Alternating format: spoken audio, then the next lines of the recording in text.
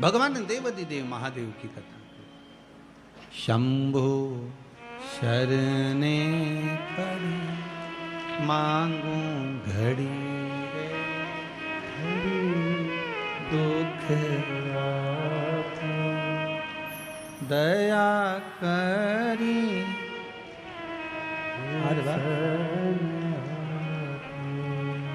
दया करी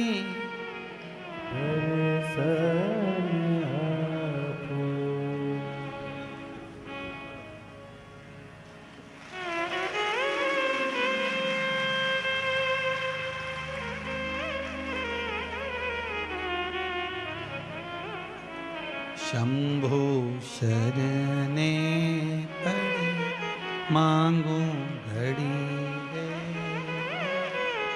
दुख काटो, दया करी ने दर्शन आपो, दया करी ने दर्शन आपो। हर हर महा। भगवान शिव की कथा कर रही है, ओगड़दानी शंभू की कथा कर रही है। देवर्षि नारद के शब्द सुनकर भगवान विष्णु की आंख में जल भर गए। नारद, अपनी गति तो बिगाड़ी बिगाड़ी, मेरी भी गति आपने बिगाड़ दी। और देवर्षि नारद रास्ते में से गए, वहां एक कन्या के स्वयंवर में पहुंच गए। सील निधि राजा की कन्या का स्वयंवर था, वहीं पर भगवान से रूप मांगा, बंदर का मुख लग गया और देवर्षि नारद का अभिमान टूटा। जाकर चंद्रभागा नदी के तट पर देवर्षि नारद ने तप साधना करी। कौन सी नदी पर पहुंचे? चंद्रभागा। पूरे भारत की भूमि पर केवल,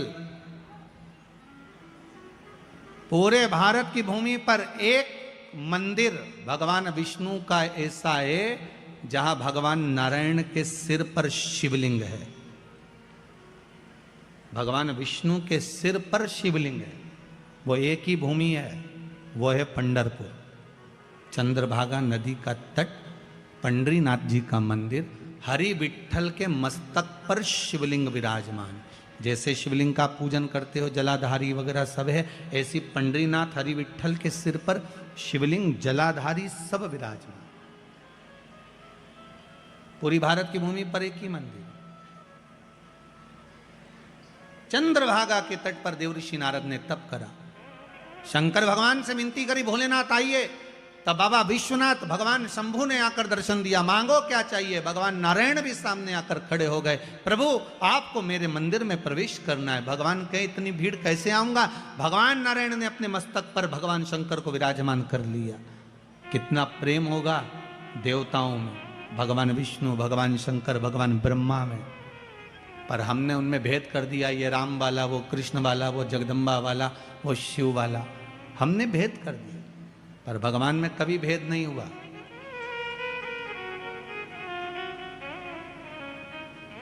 भगवान में कभी भेद नहीं, तीनों एक है, तीनों में कोई विषमता नहीं है।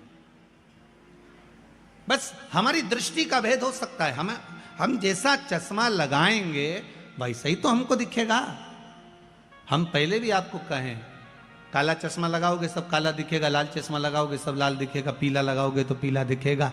कामी को कामी नजर आता है, अहंकारी को अहंकारी नजर आता है, तृष्णावान को तृष्णावान नजर आता है, साहूकार को साहूकार नजर आता है, बेईमान को बेईमान नजर आता है, ईमानदार को ईमानदार नजर आता है, धर्मात्मा को धर्मात्मा नजर आता है, पुण्यात्मा को पुण्यात्मा नजर आता है, संत को संत, भगवंत को भगवंत नजर आता है, साधु को सब साधु नजर आते हैं। आपकी दृष्टि जैसी होगी, सामने की सृष्टि वैसी ही नजर आएगी। संत तुकाराम जी को रात्रि में नींद नहीं आ रही थी, दरवाजे के बाहर जाकर बैठ गए थे।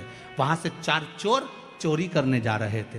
तुकाराम जी को लगा इतनी रात को ना जाने किसको कौन सा काम अड़ गया, चलो मैं इनकी हेल्प कर देता हूं। संत थे, सब संत नजर आ गए, साधु को सब साधु नजर आ गए। संत तुकाराम जी उनकी हेल्प करने के लिए, उनको सहयोग करने के लिए उनके पीछे जाने लगे। चोरों ने विचार करा तुकाराम आ रहा है, किसी को बता देगा। एक चोर ने कहा चिंता मत करो, अपनी टोली में शामिल कर लो। अपनी टोली में? हाँ। चारों ने कहा सुनो तुकाराम, हमारे साथ चल रहे हो, चलो, मना नहीं है, आधा आधा तुमको भी दे देंगे। तुकाराम जी को लगा कि इनका जो काम होगा आधा मुझे दे देंगे, अच्छा हेल्प कर दूंगा, फ्री तो बैठा हूं रात को, करना क्या, आधी रात को फ्री तो हूं, चलो। तुकाराम जी जैसे ही गए तो चारों की चारों चोर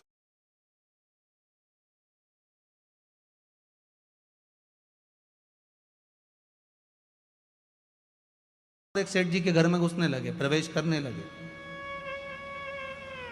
तुकाराम जी बोले मैं चलूं काम करने के लिए। इतने में चोर बोले तुम नए नए हो, तुमको मालूम नहीं है, तुम यहां खड़े रहो, अभी आधे घंटे में हम बाहर आ रहे हैं, तुम्हारा हिस्सा तुमको देंगे। तुकाराम जी को लगा कि काम का हिस्सा है, मुझे देंगे। अब ये चोर तो अंदर गए, 1 घंटा हो गया निकल के नहीं आए, 2 घंटे हो गए नहीं आए। तुकाराम जी को लगा कि ये वही सेठ जी का घर है जहां रोज शिव महापुराण की कथा होती थी, ये वही सेठ जी का घर है जहां रोज रामायण गीता होती, भगवान का भजन होता। ये चारों की चारों तो भजन में बैठ गए और मुझे यहाँ छोड़ गए, मैं भी कितना पागल कि यहाँ खड़ा हूँ, अंदर जाता हूँ। और संत तुकाराम जी जैसे ही अंदर गए, अंदर जाकर उन्होंने जो भगवान का दर्शन करा, एक फोटो दिख गया उनको, फोटो में हरि विठ्ठल दिख गए। तुकाराम जी ने जेब में से करताल निकाली, निकालते से बजाने लगे विठ्ठल विठ्ठल विठ्ठल। जैसे ही करने लगे, चारों की चारों चोरों ने सोचा तुकाराम अंदर आ गया, चारों कोई पलंग के नीचे, कोई ऊपर छुप गए। इतने में सेठ जी के नेत्र खुल गए, सेठ जी बाहर आए, गुरुदेव आप आए हो? जिस गुरु को बुलाने के लिए मेरी जिंदगी लग गई, वो गुरु आज तक मेरे घर पर नहीं आया, आज आधी रात को मेरा गुरु मेरे दरवाजे पर आया। गुरुदेव आप आए हो, मैं अभी पानी लेकर आता हूं। और सेठ जी भागे पानी लेने के लिए, पानी लेने जैसे सेठ जी गए वैसे वापिस लौट कर आ गए, पानी नहीं लाए। और लेने गए थे पानी, वापिस आए और आते से पूछा गुरुदेव आप तो कभी अकेले नहीं जाते थे, आज अकेले कैसे आ गए गुरुदेव? संत तुकाराम जी बोले कौन बोलता है अकेले आए, 2 पलंग के नीचे 2 ऊपर हैं, कहा किसने कि अकेले आए? 2 नीचे 2 ऊपर। चोरों ने सोचा ये तो जूते खिलवाएगा, अब तो निकलो बाहर। चारों बाहर निकल के तुकाराम जी के पास खड़े हो गए। सेठ जी गए जल लेने, पानी पिलाया, अंदर गए श्रीफल लाए 5 माला लाए, 5 स्वर्ण की मुद्रा लाए, 5 को दी, प्रणाम करा। प्रणाम कर कर तुकाराम जी से कहा गुरुदेव ऐसी कृपा और करना, आते रहना। तुकाराम जी बोले वो तो इनकी कृपा है जो हम यहाँ आ गए, नहीं तो हम कैसे आते। इतने में तुकाराम जी वापिस बाहर निकलने लगे। सेठ जी ने चारों चोरों के चरण पकड़ लिए, भैया बड़ी करुणा करी आपने जो हमारे गुरु जी को लेकर आ गए। इतने में चोरों की आंखों से जल बह रहा था। बाहर निकलकर संत तुकाराम के चरण चोरों ने पकड़ लिए और कहा गुरुदेव जब जब पकड़ाते थे जूता खा कर आते थे, आज जिंदगी में पहली बार पकड़ाए, गले में माला पहनकर आए हैं, बड़ी कृपा है आपकी। इतने में तुकाराम जी ने कहा सुनो, संतों के पीछे चलोगे तो माला ही मिलेगी, और कामियों के पीछे चोरों के पीछे चढ़ोगे तो जूते की माला ही मिलेगी। ये संत साधु सन्यासी तपस्वी साधक उपासक भगवंत जितने हैं, इनके पीछे चलने पर, भजन में जाने पर, कीर्तन में जाने पर, नाम स्मरण करने पर, भगवान की भक्ति में डूबने पर जो मिलता है वो दुनिया में किसी को नहीं मिल सकता। वो सुख है, वो सुख है।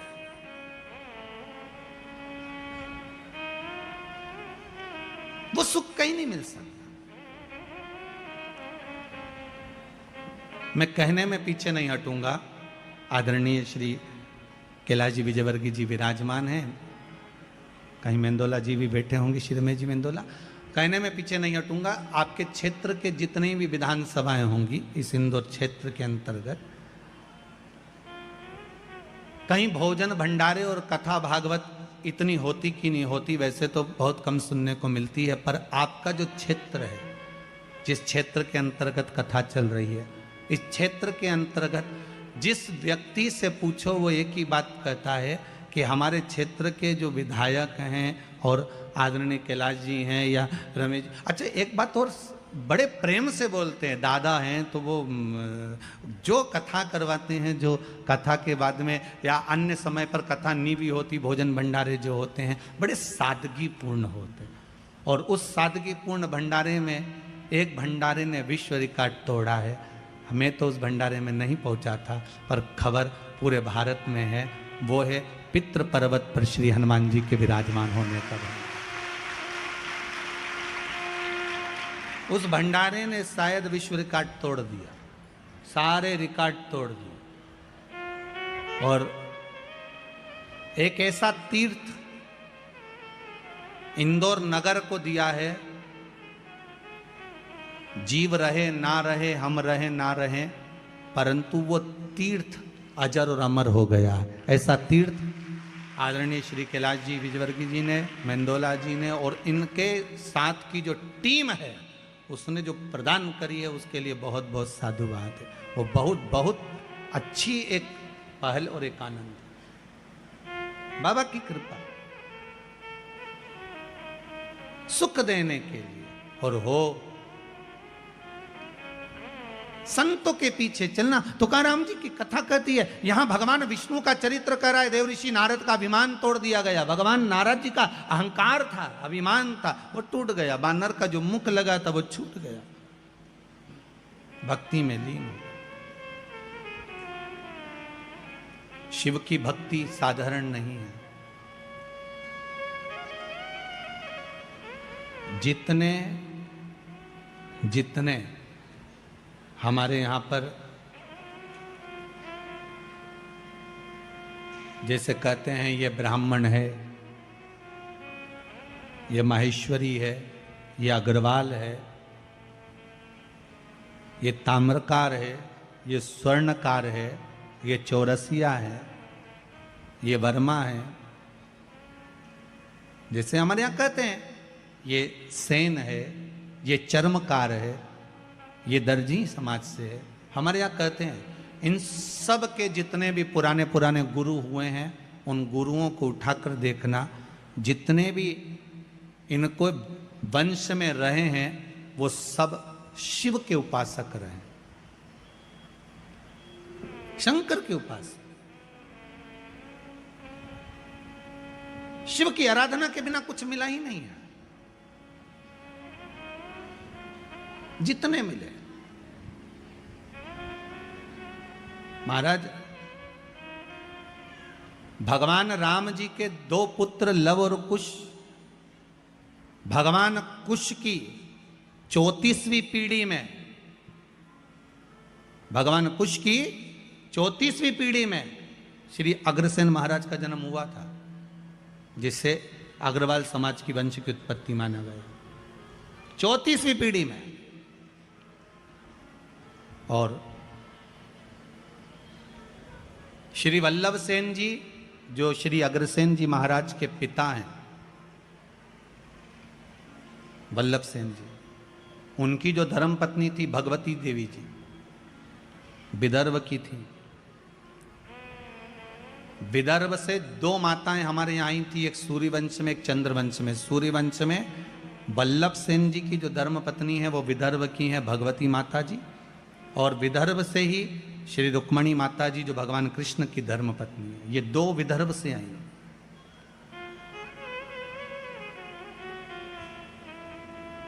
सिरसा हरियाणा से, प्रतापगढ़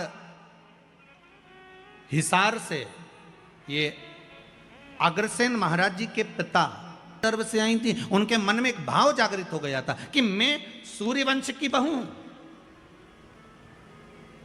राम जी के वंश में 34वीं पीढ़ी में, कुश के अंतर्गत 34वीं पीढ़ी में हमारा जन्म हुआ है। हम यहां आए हैं, क्यों ना राम जैसा पुत्र मेरे घर में उत्पन्न होना चाहिए। तो उन्होंने वल्लभ सेन जी से निवेदन करा था कि मेरे गर्भ से जो संतान हो वो भगवान की भजन करने वाली और जगत का कल्याण करने वाली हो, ऐसी कोई संतान हो। तो भगवती देवी जी ने जब अपने पति वल्लभ सेन जी से निवेदन करा तो वल्लभ सेन जी ने कहा एक काम करना, शिव की आराधना करना, शंकर का भजन करना। और वल्लभ सेन और माता भगवती देवी ने दोनों ने जब शंकर की आराधना करी, स्वयं शंकर भगवान ने आकर कहा कि तुम्हारे गर्भ में जो बालक होगा वो राम जैसा ही कीर्तिवान होगा, कोई साधारण नहीं हो सकता। और मां भगवती के गर्भ से जो बालक हुए वो अग्रसेन जी हुए।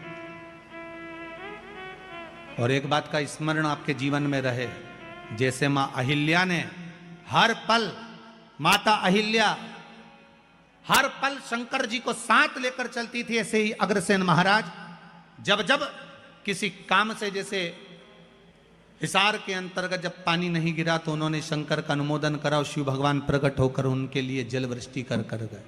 देखो हमारे यहाँ के जितने जितने पूर्व में चाहे राजा रहे, महाराजा रहे, संत रहे, साधु रहे, ये शिव के उपासक रहे। आपसे भी निवेदन है, संपूर्ण जितने भी लोग इस पावन कथा को सुन रहे हैं, एक बूंद भी अगर जल की शिव पर समर्पित होती है तो उसका फल आपके खाते में लिखा जाता है, अलग नहीं जाता। हाँ ये जरूर है, थोड़ा समय लगता है, दुख आया है, पूर्व के कर्म के अनुसार आया है, तो थोड़ा दुख काटने में समय तो लगता है।